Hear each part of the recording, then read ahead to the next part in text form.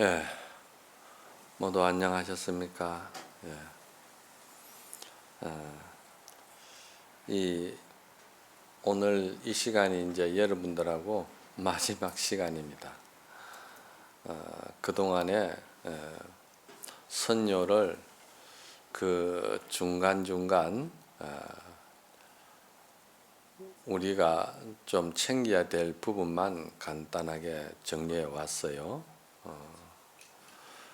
오늘 이제 섣달 금음날 고봉스님의 법문은 먼저 시간에도 말씀을 드렸고 또 우리가 봤지만은 섣달 금음날 법문이다 보니까 참 삶이라는 것이 생명의 그 정해진 그 기한이라는 것이 너무 무상하다. 돌아보니까 무상한데 역시 섣달 금음날 저녁이 되니까 더욱더 무상한 거죠. 그래서 어제 시간에는 거의 무상한 데 대해서 고봉선 법문이 많이 나왔잖아요. 그래서 이제 마지막에 우리가 어떻게 삶을 살아가야 되는가 여기에 대해서 이제 고봉스님께서 법문을 하셨는데 여러분들이 이것을 아셔야 됩니다. 세상에서 말하는 법, 세속의 법이라는 것은 어떤 정해진 법이 있어요. 말뚝을 박아놓고 여기는 선이고 여기는 악이다. 도덕과 윤리와 모든 것이 이 말뚝 박아놓은 기준에 의해 가지고 우리가 자기 본래 생명의 본원인 그 생명 활동의 무한한 그 반야지혜를 세속법에서는 인정할 수가 없고 볼 수가 없어요. 그런데 우리는 거기를 그 망을 벗어나 가지고 이 출세관법에 들어왔거든. 출세관법에 들어와서 우리가 이렇게 만나게 되는 법이 가장 그래도 부처님의 대성법을 바탕으로 해서 그 대성법은 항상 우리는 모두가 부처의 불성을 다 완전하게 가지고 있고 그 지혜가 항상 눈앞에서 우리는 그대로 잡아 쓰고 하는 일이 우리의 일상사다. 이게 대성요의경의 뜻이고 그것을 좀 더 생활화시키고 요약해서 이제 말씀하는 것이 이제 이 선법문인데 그러면 세상법과 이 출세간에 특히 선에서 말하는 이 선법이 그럼 어떻게 다르냐? 세상법은 조금 전에도 말씀을 드렸지만은 사람의 생명 본원의 그 본성의 반야 활동을 그네들은 이렇게 세상에서 기준하는 법, 즉 말해서 중생심으로서 기준하는 법으로서 묶어버린 거예요. 그런데 선은 뭐냐? 선은 어떤 법을 가지고 주장을 한다든지 어떤 법을 거기다가 묶어 놓든다든지 이 법이라고 지금 이야기하는 이거는 뭐냐면은 우리의 마음의 지혜 반야바라미를 말하는 거예요. 활동을 말하는 거예요. 예. 그거를 주장한다든지 묶어버리면은 그건 또한 독이 되는 거예요. 그래서 건강경에는 안욕따라 삼막삼보리는 정한 법이 있을 수가 없다. 그 왜 그러냐? 반야바라밀의 그 활성과 반야바라밀의 그 창의성과 반야바라밀의 그 창조력은 무한한 것이다. 그렇기 때문에 그것을 어떻게 주장하고 또 하나의 기준을 만들어 가지고 묶을 수가 없지 않느냐.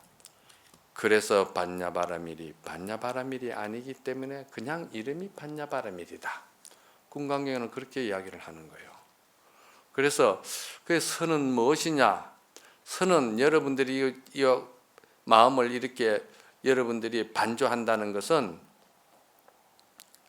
다만 여러분들이 이 의록을 통해서 여러분들이 병들어 있는 거, 여러분들이 지금 착각하고 있는 거, 여러분들이 지금 고정관념에 족쇄가 채여 있는 이것을 다만 선사는 풀어줄 뿐이다. 열어줄 뿐이다. 마치 새장에 갇혀 있는 새가 본래 창공을 날 수가 있고 본래 구만리 장천을 지가 갈 수 있는 길이 있다는 것을 갖다가 선지식은 그 새장에서 나오게끔 열어줄 뿐이다. 그러나 세속법은 그 안에서 기준대가 있는 삶을 살게끔 요구를 하고 있는 것이지만은 출세간 법이라는 게 그렇게 좋다는 것은 그래서 그런 거예요. 그러면은 이 가나선을 우리가 통해서 또 조사선을 통해서 우리가 정말 이 선이라는 것을 통해서 얻는 것이 뭐냐?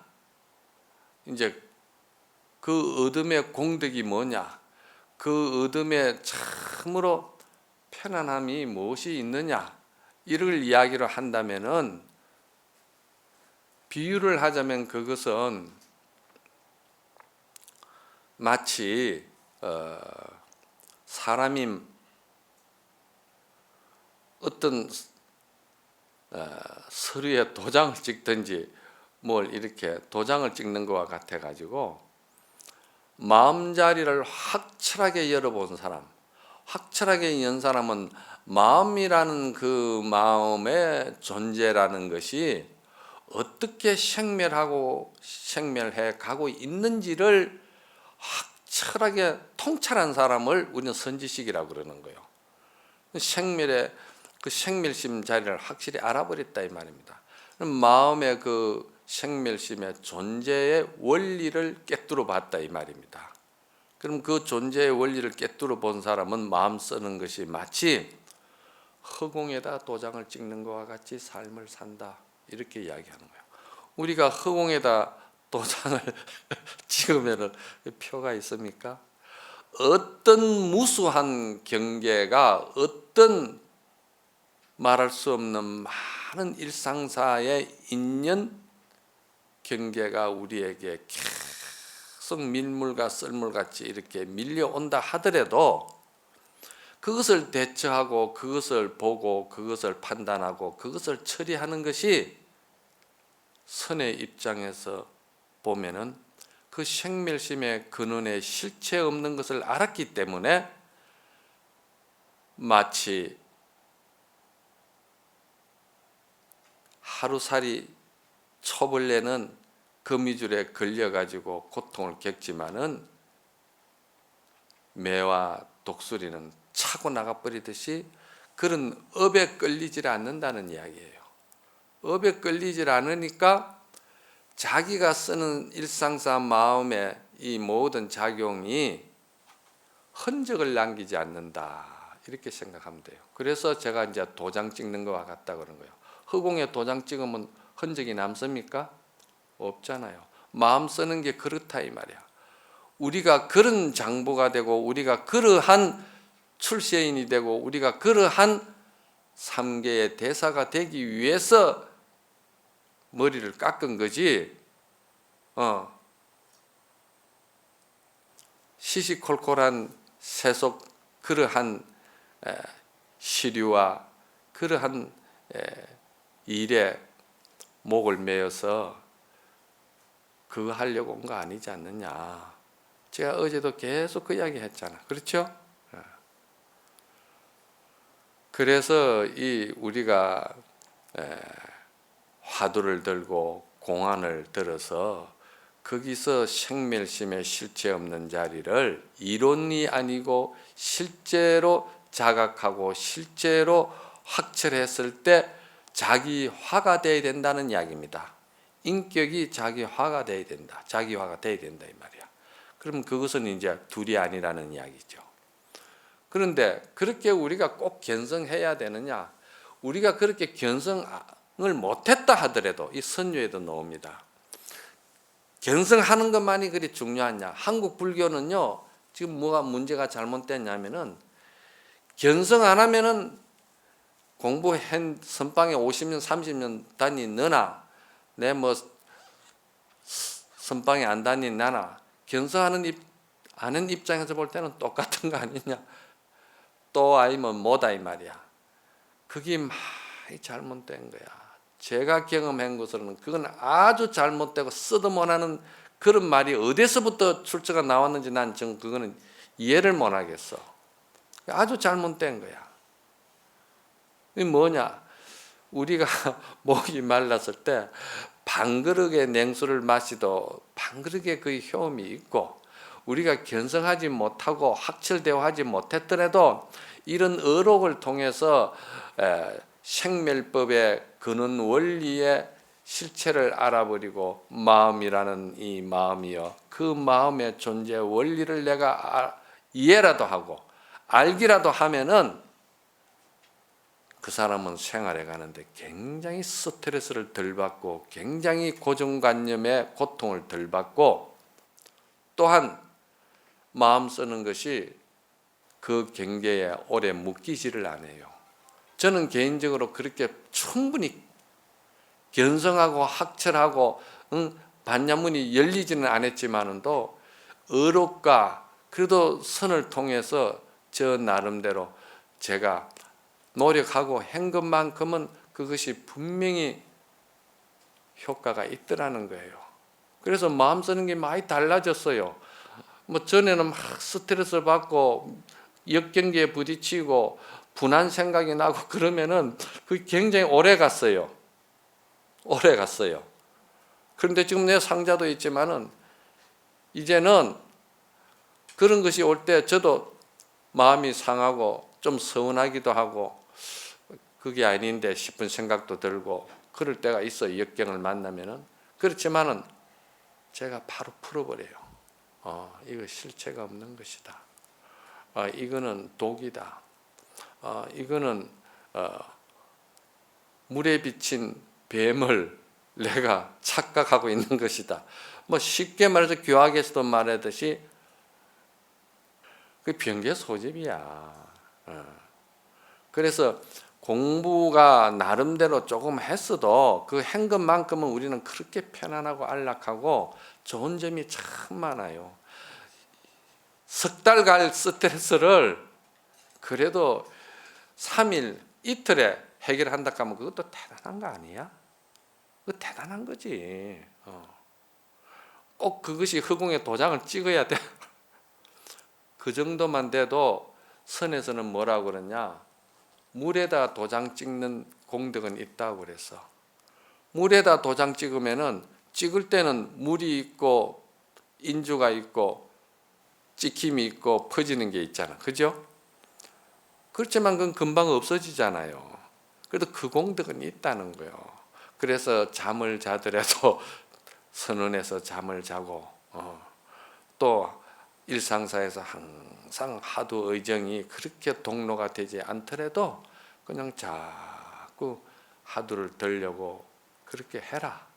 그렇게 함으로써 그 공덕이 있다 이 말이야. 그럼 그거 안 하면 어떻게 되느냐? 그거 안 하면은 진흙에다 도장 찍는 삶을 산다는 거예요. 여러분 진흙에다 도장 한번 찍어보세요. 진흙에다 도장 딱 찍어 놓으면은 그는 이제 뚜렷하게 남아가지고 그게 그대로 굳어가지고 없어지지도 않아요.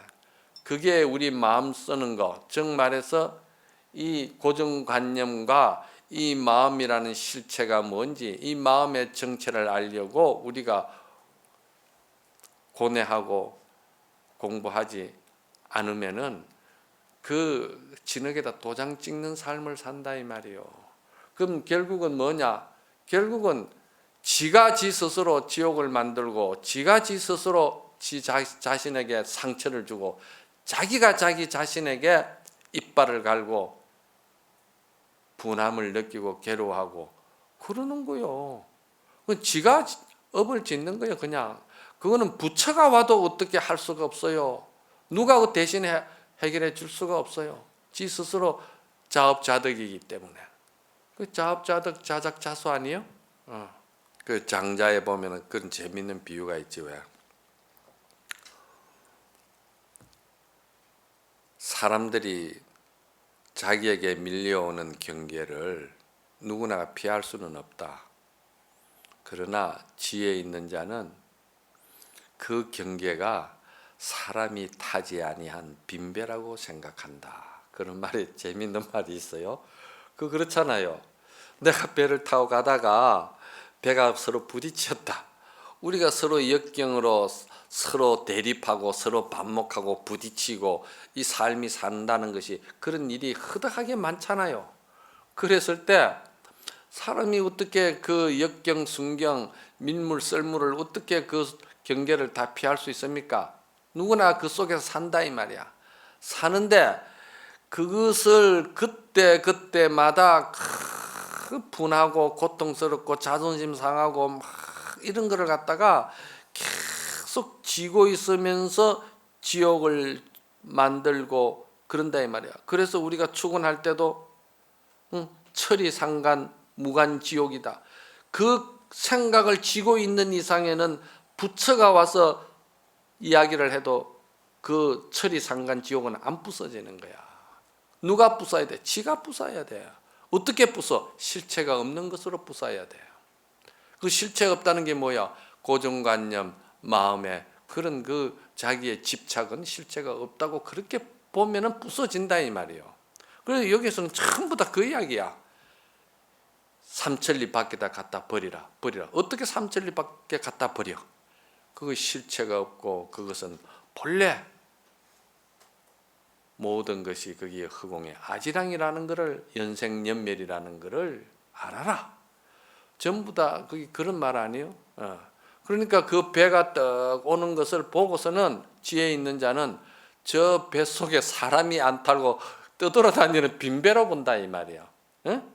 떠돌아다니는 빈배가 와서 부딪혔을 때 사람이 스트레스를 덜 받죠. 사람이 주관되는 사람이 있고 누가 그 조작한 사람이 있으면은 그놈이 대상이 되고 포착이 돼가지고 계속 미워하고 원망하지만은도 그 누구를 붙들고 원망하고 싸우고 시비할 거요. 빈배인데 그렇게 보라는 거요. 빈배로 봐라. 그러면 다소 스트레스 덜 받고 마음 비우는데 도움이 되고 우리가 그렇게 삶을 살 수 있는 도움을 주는 것이 지금 여기에 섣달 금문날 저녁에 이 법문도 거기에 상당한 내용이 뉘앙스가 깊이 들어가 있는 거예요.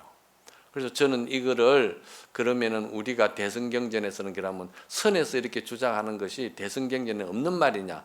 대승경전에서는 대승시교라고 하는 이 금강경에서도 분명히 그러잖아요. 무아로서 근본을 삼아라. 무아가 무상입니다. 육조 스님 말씀대로. 그러니까 무아라는 것은 내가 고집하고 내가 주장하고 나라고 할 수 있는 나의 어떤 그러한 업성의 꼬갱이는 본래 없는 것이다. 그거를 갖다가 그냥 틀을 짜가지고 정형화시킨 게 아상이 없는 것이요, 인상이 없는 것이요, 중생상이 없는 것이요, 수자상이 없는 것이다. 법상도 없는 것이요, 비법상도 아니다.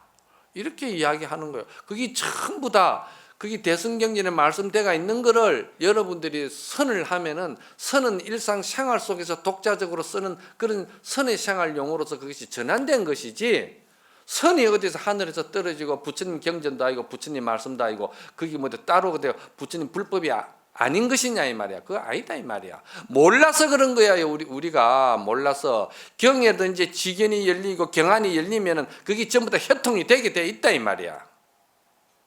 그래서 공부를 안 할 수가 없어요. 우리 공부해야 되는 거요.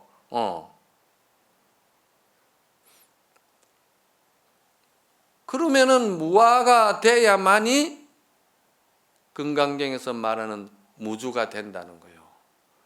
무주라고 그러니까 여러분들이 어떻게 머뭇이 없는 것이 말이지 그게 과연 마음을 그렇게 인정할 수가 있느냐? 그런데 마음은 절대 찰나찰나 한순간도 머물 수가 없어요.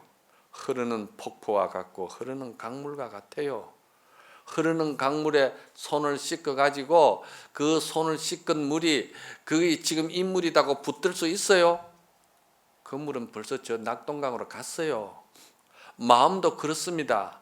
마음도 지금 일경으로 한번 쓰고 나면 그 마음은 지금 실체 없이 그냥 가버린 거예요. 가버리는데 지가 어리석어 가지고 자기 자신이 무명에 뒤덮여 가지고 고정관념에 묶여 가지고는 그 마음이 지금도 그게 그 고정된 마음이 있다고 생각하니까 미운 놈은 평생 믿고 싫은 놈은 평생 싫고 그런 거야. 그게 뭐예요? 그게 착각의 병이라는 거예요. 그래서 선은 그거를 풀어줄 뿐이다. 누가? 선지식이.